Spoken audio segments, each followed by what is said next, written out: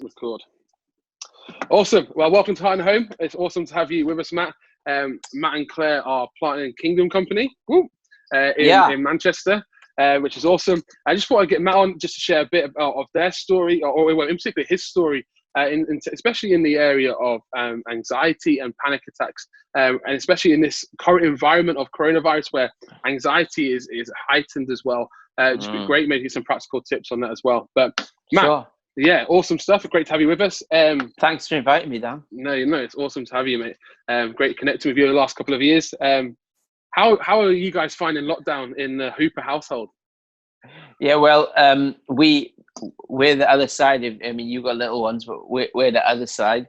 So we have teenagers. So we have Gracie's 14, and Sam is 17, nearly 18, and Judah's 20. So it's a house, full of 4 adults. So we are well, we're healthy, we're happy. And to be honest, my biggest concern is the Wi-Fi.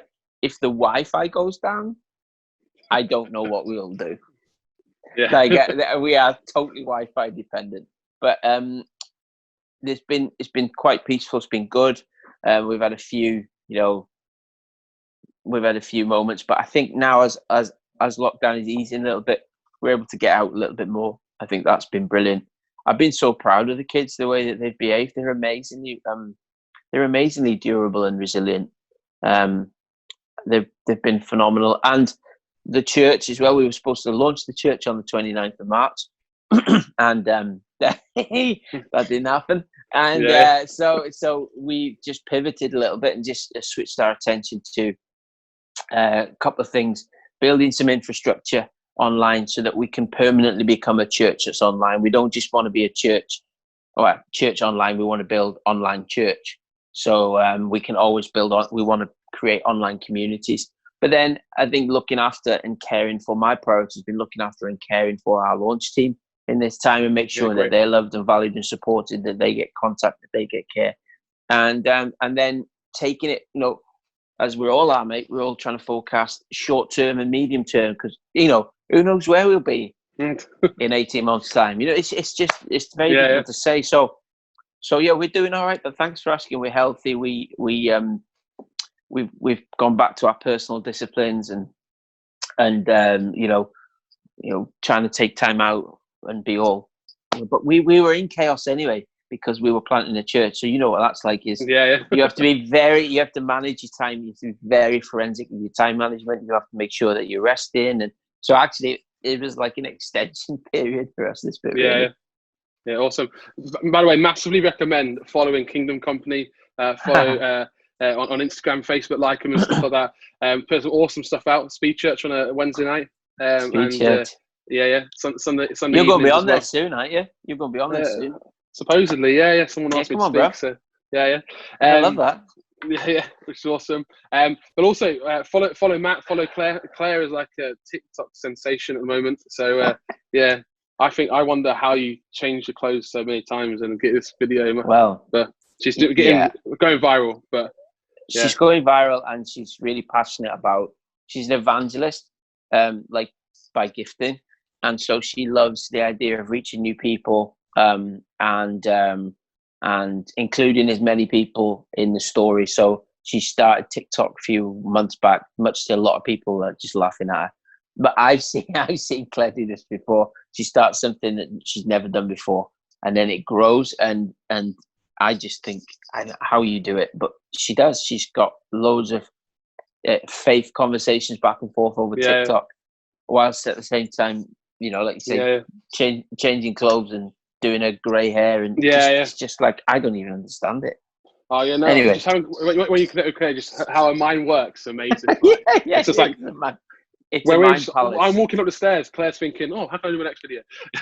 But yeah, it's awesome. Yes, mate. That's exactly what's happening. It's awesome. So yeah, awesome to hear. It would be awesome to hear maybe a bit of your story. How has anxiety, panic attacks been part of your story? Sure. Yeah, just share some of your experience, bro. Sure, man. So, when I was in my a couple of things happened in my home life, in my mid to late teens, and I didn't really you got to remember it's the late 80s, 90s, and we don't really talk about things like that like we do now. And so I think I stuffed a lot of things, stuffed a lot of emotions, stuffed a lot of didn't know what to do with the way I was feeling. And so anyway, a straw that broke the camel's back for me was I got mugged. Me and my friends got robbed as students, and that definitely sent me into a spiral. I became really fearful of going outside and whatnot. And then the panic attacks started, the anxiety attacks. And if you've never had a panic attack, it's like you start, it can be a number of different ways it happens, but you can start hyperventilating, breathing really quickly, start to sweat, your mind starts to race, you have a huge surge of adrenaline, and you have a huge surge of like, you got to get out, you got to move, you feel like your world's falling apart. That's how it felt for me. And anyway, I had them all the way through my 20s periodically.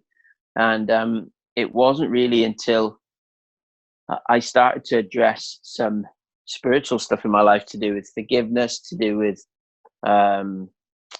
ways I was thinking, coping mechanisms that I was using to get me through the day, or to get me through difficult stuff. So Claire and I were talking about it the other day.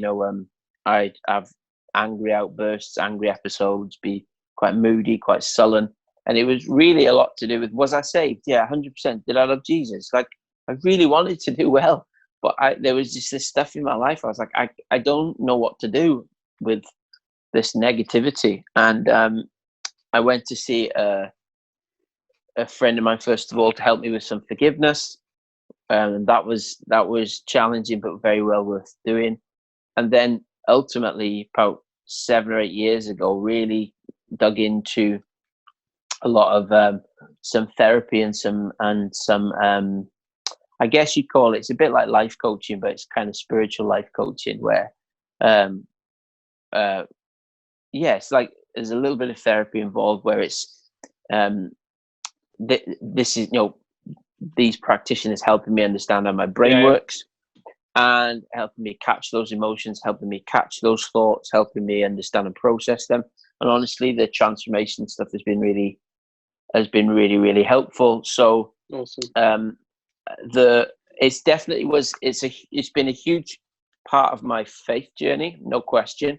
But it's funny, it's not been about singing more worship songs or giving more money to the poor or preaching more sermons. It's been a really deep, personal, and quite like a very, very intense but really beautiful time in my life. And I wouldn't be without it. I couldn't. Yeah, I think once you've had some healing in that area, it's like, I don't want to live fake. I don't want to be, I want to be able to see God at work in all of my life, and not just be a professional Christian or a professional pastor. And also, I want to be able to help people connect with authentic Christian life, which is that Jesus loves all of us. Including our brokenness, including the bits that we don't really want to talk about. And although it's not appropriate to talk about it to everybody, it is appropriate to get help where you need it. And as a man from South Wales in my mid-40s, it's like, you don't do that stuff. You don't do that stuff in South Wales. You don't talk about your emotions. You don't, and it's like, yes, Matt, if you want to survive, you have to. Anyway. Yeah. So and that brings such freedom, doesn't it? It means that you're not living this sort of alter ego life, and that I've got this other stuff going on in my life. I just hide it because I'm on a platform playing guitar, sort of thing. But actually, you can be real. And like you say, it's not about doing it with everybody, but I think everyone's got to do it with somebody, sort of thing. Because actually, everyone needs that freedom. And I think everyone's got to find that person. Who can I really be honest with? Who can I really share? Actually, you know what? I'm going through a rubbish time now. Or actually, you know what? I'm just really struggling in this environment to actually truly be me, rather than try and live up to the expectations or try and fit in. And actually, that gives you freedom. That allows you to have courage into new situations, because you're not actually thinking, oh no, what's so-and-so going to think of me, as much. You can have freedom into that. Yeah. So you mentioned obviously, go for it. Yeah, go on. No, you go for it. So, but you mentioned about sort of faith and sort of how that's helped you. So, like, obviously, you said about therapy. You said about how sort of actually God was like doing a deep work within you? Are there any like sort of practical faith steps or practical like just personal disciplines that you would recommend to people during coronavirus who maybe haven't really experienced anxiety before, or maybe people who actually is kind of chronic anxiety, that maybe just little things that you found really helpful, that I thought, look, maybe just try this, it might really help you in For sure. in story. Yeah, it's a great question. So first of all, to say I'm not a therapist or a health practitioner. I'm a church planter. So and I'm a certain type of personality where I'm a very sort of I'm quite an alpha type person. So results, let's go, come on, activity, you know what I mean? So I recognize that there's times when I talk about these things, I don't come across as the most gentle, because gentleness is an area that I'm really, really working on. So forgive me if I upset anybody by what I'm about to say. I'm going to try not to do that. So I've got my email address, not yours, of course. But we did put some stuff out on Kingdom Company, which you guys are totally welcome to. If you Instagram Kingdom Company, we put a ton of resources out on Instagram about mental health, and share a bit more of my journey on there. But also you can direct message us and ask us any questions. But there are a few things that you have to, number one, I have to choose to believe that I am who God says I am. Yeah. And so much of the tension within me was, but I feel like this, or I have these thoughts. Yeah, but what's the truth? If we can understand the truth of God's word, the truth of who he says we are, the truth of our calling, the truth of our new nature, and we begin to focus on the things that he's called us to, we begin to get busy and get active with good things. We begin to fill our minds with good things. We begin to hang around with life-giving people. We begin to understand that we don't have to hang out with whoever. We don't have to listen to whoever's opinion. You can switch off Facebook. You can take Instagram off your phone. Like you don't have to listen to certain people's stuff. And take control back, and then point your life in the direction of what God says. That's ultimately what I've had to learn to do, and I continue to have to learn to do. I have very strong feelings. I have very strong emotions, but those feelings and emotions aren't great navigators. They're great indicators, but they're not great navigators. So they help me understand what's going on, but they don't tell me which way to go. So I've had to learn to grab those feelings and grab those impulses and grab those instincts, especially because I'm I mean, you're quite similar in the sense of, come on, let's do stuff. You know, it's like, I think probably one of the reasons we get on is like, yeah, let's do stuff. Let's have an adventure. But there's times you just need to sit still and not do anything. So I think the key thing is understand, build your life on who God says you are, not on how you feel, and not necessarily on your past experiences, but understand that your feelings are not bad, and that the past experiences don't define you, but that God has an amazing way of including all of those things into your redemptive story. Yeah, that's so good. Yeah, that's also, I think, I mean, that applies. I think that applies in the area of mental health and anxiety. I think that applies just in general, in that actually, your past doesn't define your future.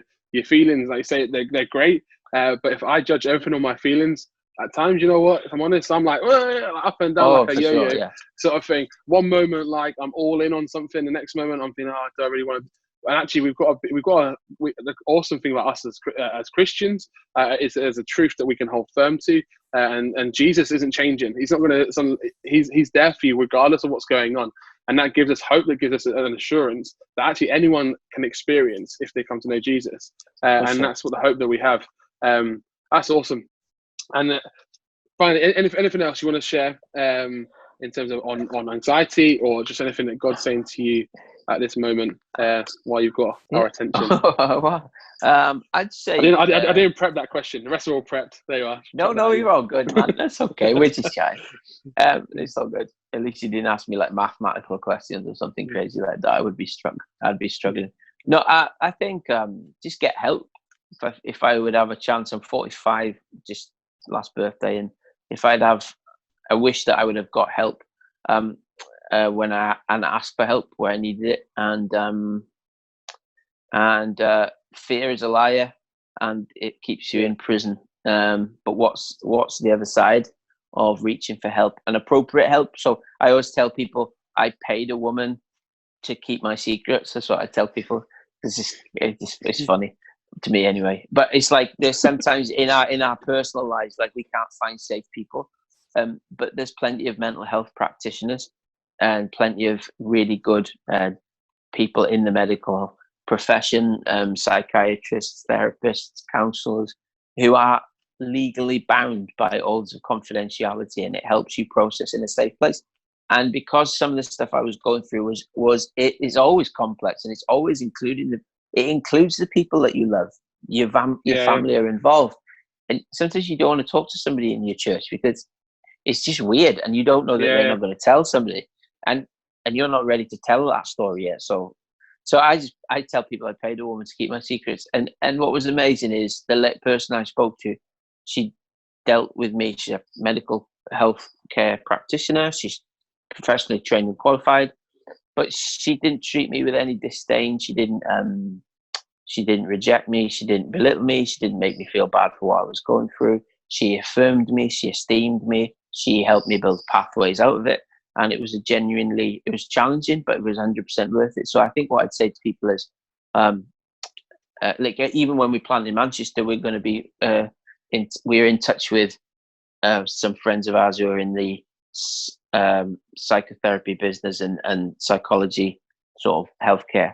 We're trying to build a suite of options and relationships for people. So when they do come with challenging, they might need a counselor, they might need prayer, they might need therapy, they might need I don't know. You know what I mean? We want to build a church where we can help you access whatever help you need at whatever level. So that's awesome. I would just say, and finally, just get the help you need. Just get the help and put your hand up, and don't put up with unsafe relationships in your life. Don't put up with people who are unsafe.